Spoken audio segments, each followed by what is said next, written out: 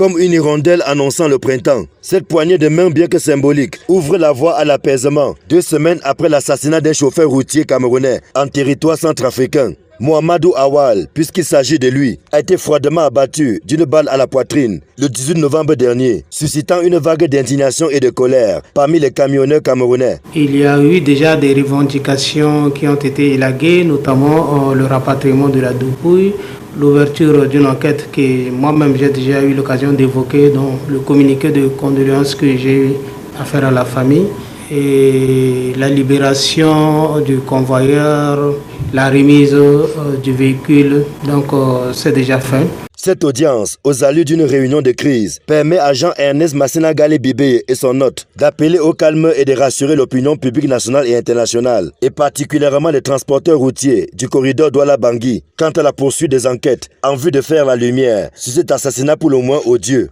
Il est donc resté 5 points sur lesquels nous nous sommes également entendus.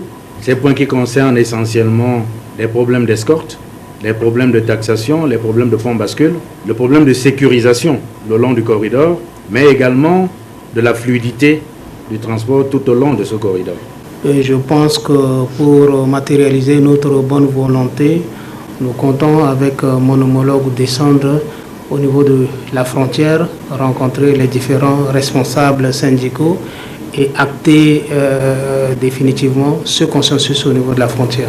Depuis le 20 novembre dernier, en soutien et par solidarité pour leurs collègues, les camionneurs camerounais refusent de passer la frontière centrafricaine et de desservir Bangui. Résultat des courses, des centaines de camions sont stationnés à Gawaboulaye, à la frontière entre le Cameroun et la RCA. Et nul doute qu'avec les actions engagées par les 2 pays, l'on assistera dans les prochains jours à une décrispation.